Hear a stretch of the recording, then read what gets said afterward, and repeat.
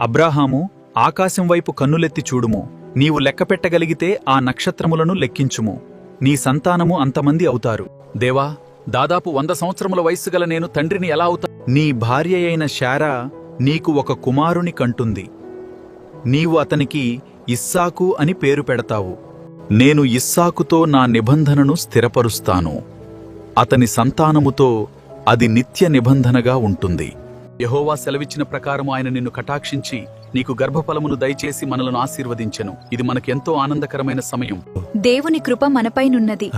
ఆయన వాగ్దానము చేసినట్టుగానే మనకు కుమారుడు కలిగెను.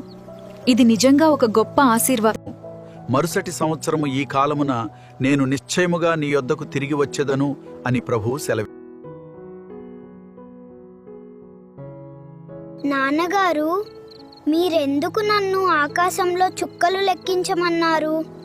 నా కుమారుడా, ఎందుకంటే నీవు పుట్టకముందు నాతో దేవుడు చెప్పియున్నాడు. నా పిల్లలు, నా పిల్లల పిల్లలు రాబోయే తరములతో ఒకనాటికి నక్షత్రాల సంఖ్య కంటే ఎక్కువగా అవుతారని చెప్పారు. ఇది మనకు గొప్ప ఆశను. అంతేకాదు కుమారుడా, దేవుడు నీ గురించి చెప్పినప్పుడు నేను, మీ అమ్మ శారా అనేక సంవత్సరములు వేచియున్నాము. కుమారుణ్ణి అనుగ్రహిస్తాను అన్న దేవుని వాగ్దానం నెరవేరడానికి మేము అనుకున్న దానికంటే ఎక్కువ సమయం పట్టింది. అయితే ఒకరోజు దేవుడు ఇలా అన్నాడు, అబ్రాహామా, నేను మళ్ళీ ఈ కాలమునకు వస్తాను. అప్పటికి నీ భార్య అయిన శారా ఒక కుమారునికి జన్మనిచ్చి ఉంటుంది. ఎందుకు శారా నవ్వింది? ముసలితనంలో కుమారుణ్ణి ఎలా కంటుంది అని ఆమెకు అనుమానమా? నేను నవ్వలేదు యెహోవా. లేదు, నీవు నవ్వావు. నేను యెహోవాను, నాకు అసాధ్యమైనది ఏదీ లేదు. అంటే నేను అన్నింటికీ మూలము, మరియు నాకు సాధ్యము కాని కార్యము ఏదీ లేదు. సమస్తము నా శక్తికి లోబడి ఉండును. నేను వాగ్దానం చేసినట్లు వచ్చే నాటికి మళ్లీ వస్తాను. అప్పటికి శారాకు కుమారుడుంటాడు.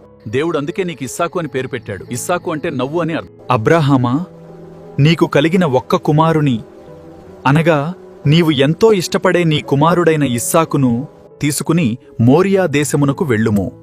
అక్కడ నేను చెప్పబోయే పర్వతాలలో ఒకదానిమీద అతడిని దహనబలిగా అర్పించుము. నా కుమారుడా ఇస్సాకు, నిద్రలేవుము. మనం ప్రయాణమై వెళ్లవలసి ఉంది. నీవు నాతో రావాలి. మనం త్వరగా బయలుదేరాలి. నాన్నగారు, నాతో పాటు నా స్నేహితులు కూడా రావాలి. ఇది దేవుని ప్రత్యేకమైన కోరిక. నీవు నేను మాత్రమే వెళ్ళాలి.